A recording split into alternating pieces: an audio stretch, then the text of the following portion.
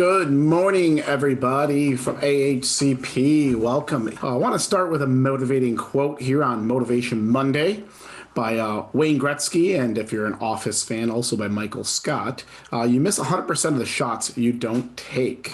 It's a great time to hear that as we are in the midst of our busy season. We have a great topic for you today with Motivation Monday. We'll be going through a couple different things. We have a tip of the week.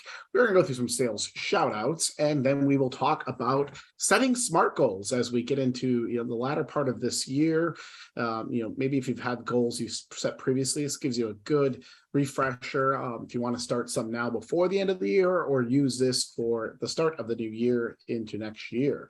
So I want to start with a little prospecting workout training. I know there's a lot of calling going on right now, so I want to just walk us through. This is a really good technique that we've used in the past. So when cold calling, is your prospecting method of choice, which is a lot of ours, this is a prospecting workout from Paul Castaigne that you can need to increase volume and the quality of your sales prospects. So what you do at the beginning of your day, you leave yourself a 30-second voicemail, something that you would leave the person that you would maybe make on your first call if you got their voicemail box. Leave yourself a voicemail. Focus again on all of the relevant talking points and any big pitch that you are going to make in that voicemail or to that prospect. When you break for lunch, analyze that voicemail during the middle of the day. Take some notes on any ways to improve it. And then at the end of the day, you close the book at 5 o'clock, 6 o'clock, whatever time of day you end your day, you leave yourself another voicemail and then keep repeating this every day. This way, it really, the true reason why we do this is to really make your pitches and to, increase your impact when communicating. So this is a great tip. Again, start every day in the morning, leave yourself a little voicemail of what you'd be leaving voicemail for prospects that day. You check in, take any notes at lunch, leave yourself another voicemail if you'd like to, or just analyze that morning voicemail, make notes, and then leave again a voicemail at the end of the day and repeat this every day, for a week, for a couple of weeks, until you really have fine-tuned that pitch. Because as you know, products change, what we're talking about throughout the year changes. It's a good prospecting workout. So let's talk about some sales leaders and kudos for the week. Last week, short-term medical golden rule and pivot. For a limited medical golden rule, Accent NHIC, Dental United Healthcare, and for Medicare RX, we had Aetna. For short-term medical, Katia Santa Maria, Jacob Gordon, and Brandon Combs. Nice work. For accident, we have Jeffrey Franzoni and William Cox. And critical illness, also William Cox, but also Faith Cannon. So nice work last week, everybody. I know we're walking into a very, very busy portion of your year. Want to now talk about setting SMART goals. And I'm sure people have heard these SMART goals before, but you want to set goals that are going to motivate you. So set your SMART goal, and we'll talk about putting those into writing, making an action plan, and sticking with that action plan.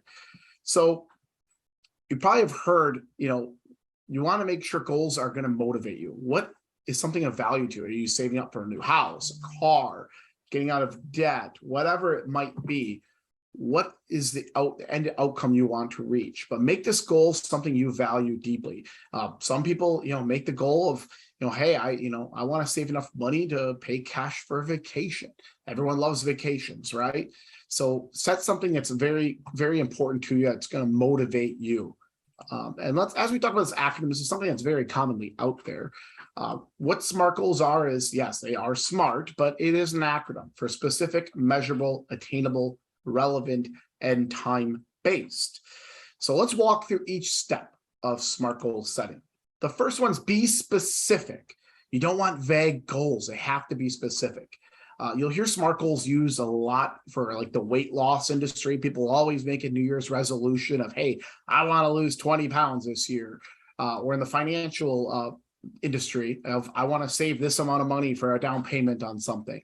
Well, those are specific goals. You got to have a specific number you're looking at or a specific outcome. It can't be vague. You want to make sure the most important step is to write it down. I have a story I like to tell of someone who said the big fisherman, and he wanted a fishing boat. So what he did is he looked online, he did his research of what boat he wanted, and something that was something that's kind of relevant to his price range of what he could save up for. He took a screenshot of this boat, he printed it out, and he had it right above his desk. Every day he came into work, he saw a picture of that boat. And I would encourage you to, whatever that thing is that you're saving up for, or it's keeping you up at night because you want it, or you need it, or whatever it is, I would challenge you to do that, because it would make sure you motivates you every single day. When you sit down at your desk, you are motivated to achieve that result. Make it measurable.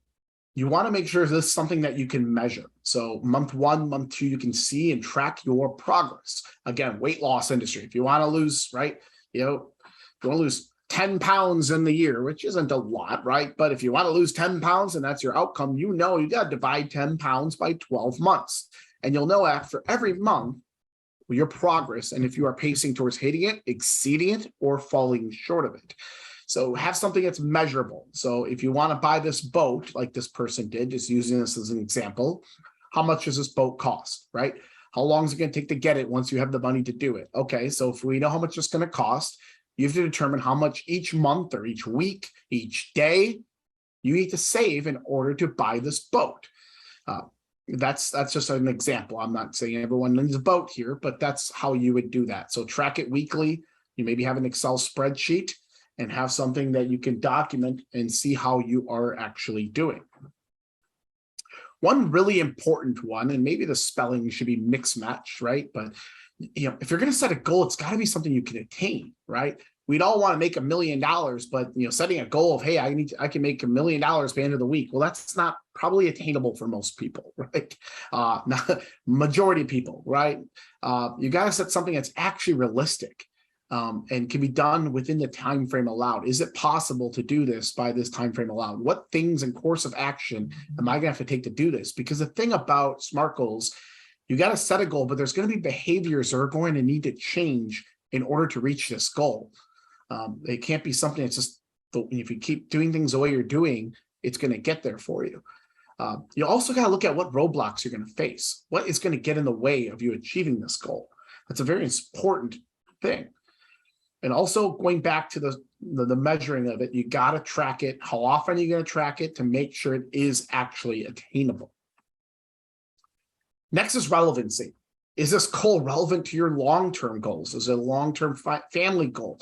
Is this something that's going to be relevant to your success in life or whatever it is you're trying to achieve? And how important is this goal? The goal should be important.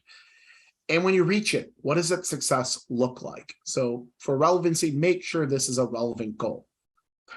Lastly, it's got to be timely. What is the time frame you're looking to achieve this goal? How are you going to measure it? And how will you pivot if roadblocks always appear? How will you pivot if these roadblocks do appear?